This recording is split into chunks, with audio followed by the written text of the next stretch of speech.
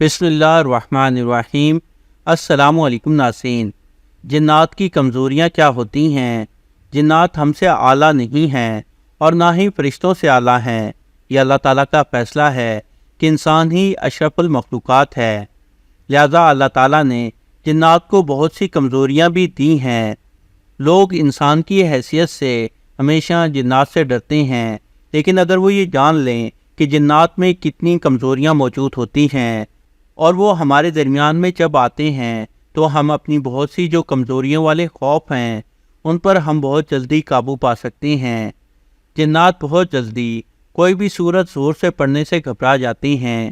جنات بہت زور سے آیت الکرسی پڑھنے سے بھاگ جاتے ہیں۔ جنات کلمہ طیبہ کے ورد سے بہت تکلیف محسوس کرتے ہیں۔ جو شریر اور تنگ کرنے والے جنات ہیں وہ ان سب چیزوں سے بھاگ جاتے ہیں۔ جنات اذان دینے سے جگہ چھوڑ دیتے ہیں۔ اگر کسی جنات کا نام پتہ چل جائے تو نہ صرف اس جن پر قابو کیا جا سکتا ہے، اس کو محکوم کیا جا سکتا ہے، اس کو قید کیا جا سکتا ہے اور اس کو اپنے تابع بھی کیا جا سکتا ہے اور اپنے مطلب کے تمام کام اس سے کروائے جا سکتے ہیں۔ جو عاملین جائز طریقے سے عملیات کرتے ہیں، یعنی جو لوگ قرآنی آیات اور وظائف سے عمل کرتے ہیں، وہ ان نیک جنات کو تابع کرتے ہیں، لیکن جو جادوگر حضرات ہیں وہ شرکیہ الفاظ اور شرکیہ طریقے سے اور حرام فعل سے ان کو اذیت دے کر قابو کرتے ہیں۔ مثال کے طور پر اگر آپ کسی انسان کو قید کرنا چاہیں، اول تو کرنا ہی نہیں چاہیے، لیکن قید کرنے کے طریقے ہیں۔ اگر تو کوئی جائز طریقے سے قید کیا گیا ہے اور اس نے واقعی کوئی نقصان کیا ہے، اس کا کوئی جرم ہے، وہ تو سمجھ آتا ہے، لیکن اگر کسی کا کوئی قصور اور جرم نہیں ہے تو آپ اس کو اٹھا کر قید خانے میں ڈال دیں تو یہ ناحق اور ناجائز قید کرنا ہوگا۔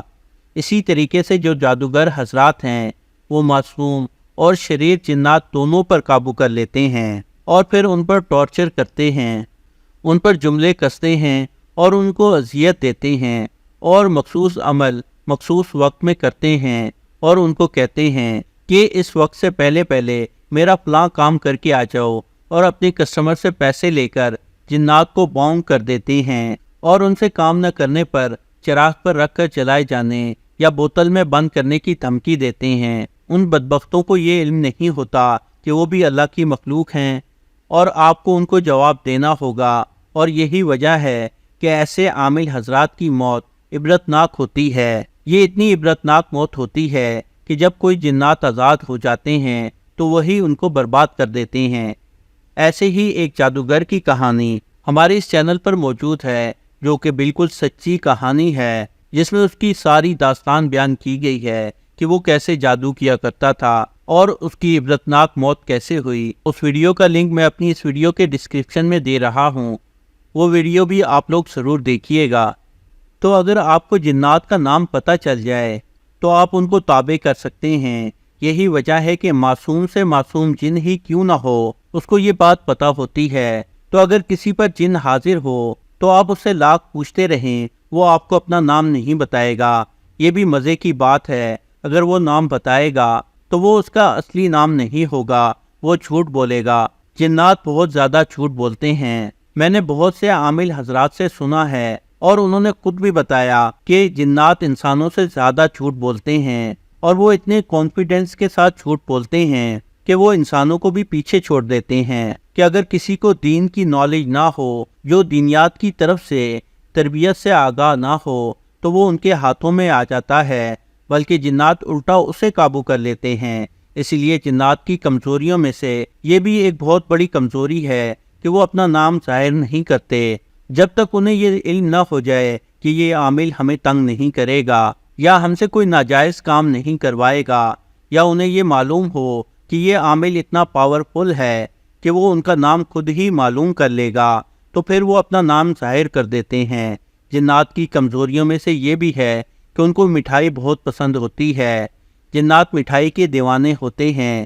جنات کی کمزوریوں میں سے جانوروں کی ہڈیاں بھی ہیں، اور آپ صلی اللہ علیہ وآلہ وسلم کی یہ حدیث ہے کہ جب سورہ جن نازل ہوئی تو جنات کی جماعت مسجد جن میں آپ صلی اللہ علیہ وآلہ وسلم کے پاس آئی اور عرض کیا، اے اللہ کے رسول صلی اللہ علیہ وآلہ وسلم، اپنی امت سے فرما دیجئے کہ اللہ نے ہمارا رزق جانوروں کی ہڈیوں اور گوبر میں رکھا ہے، لہذا آپ کی امت اس پر گندگی، غلاظت یعنی پیشاب اور فضلہ نہ ڈالے، کیونکہ اس میں اللہ تعالیٰ نے ہمارا رزق رکھا ہے۔ اب آپ خود دیکھیں کہ اگر آپ کے سامنے بہت سی کھانے پینے کی چیزیں رکھی ہوئی ہیں اور ان پر کوئی گندگی کر دے تو آپ کو کیسا لگے گا؟ تو یہ ان کی غذا ہے۔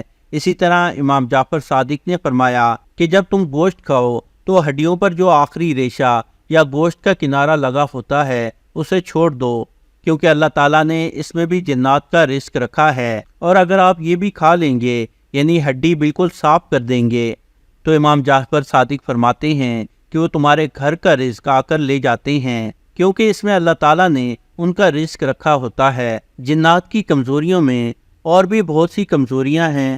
ان کی کمزوری یہ بھی ہے، ان کو خس، عنبر، ریحان اور مشک بہت زیادہ پسند ہوتی ہے۔ یہ آپ صلی اللہ علیہ وآلہ وسلم کی بھی پسندیدہ عطر ہیں، اور جنات کو بھی یہ خوشبوئیں بہت پسند ہوتی ہیں۔ سرخ گلاب میں بھی جنات کی کمزوری ہے۔ ایک سیاہ گلاب بھی ہوتا ہے۔ کہتے ہیں کہ اگر سیاہ گلاب اپنی پہلی بہار میں کھلے اور اگر کوئی عامل اس کے کھلنے سے پہلے اس کے پاس بیٹھ جائے اور وہاں بیٹھ کر سورہ جن پڑھے اور اس گلاب پر دم کرے تو اتنے جنات حاضر ہوتے ہیں کہ جب تک وہ اس عامل کو خوش نہ کر دیں تب تک وہاں سے نہیں جاتے۔ میری سب سے گزارش ہے کہ یہ ویڈیو دیکھنے کے بعد پہاڑ میں کوئی کالے گلاب کے پاس بیٹھ نہ جائے۔ دیکھیے، اس دنیا میں بے وقوفوں کی کوئی کمی نہیں، تو ایسا ہرگز نہ کیجیے گا۔ ایک تو سورہ جن، اوپر سے اس کا عامل ہونا ضروری ہے، اور اگر آپ نے یہ بے وقوفانہ حرکت کی تو آپ کے ساتھ بہت برا ہوگا۔ میں صرف آپ کو بتا رہا ہوں کہ ایسا ہوتا ہے، میں کوئی طریقہ نہیں بتا رہا۔ اس میں باقاعدہ اثار بندی ہوتی ہے، اس اثار کے پینل ہوتے ہیں، اس میں آپ کی پوری زندگی بھر کی تربیت ہوتی ہے، آپ کی ہر چیز انوالو ہوتی ہے۔ ایسے تھوڑی آپ گلاب کے پاس جا کر بیٹھ جائیں گے اور سورہ جن پڑھیں گے تو آپ کے پاس جنات کی جماعتیں آنا شروع ہو جائیں گی۔ جنات کی کمزوریوں میں سمندر بھی ہے، ان کو سمندر بہت پسند ہے، جس طرح انسانوں کو بہت بڑی حویلی پسند ہوتی ہے، بالکل اسی طرح جنات سمندر کے درمیان میں موجود جزیرے اور جو پہاڑ ہوتے ہیں اور ان پر جو اونچے غار ہوتے ہیں، یہ جنات کی حویلیاں اور محل ہوتے ہیں، یہ جنات کو کافی پسند ہوتے ہیں۔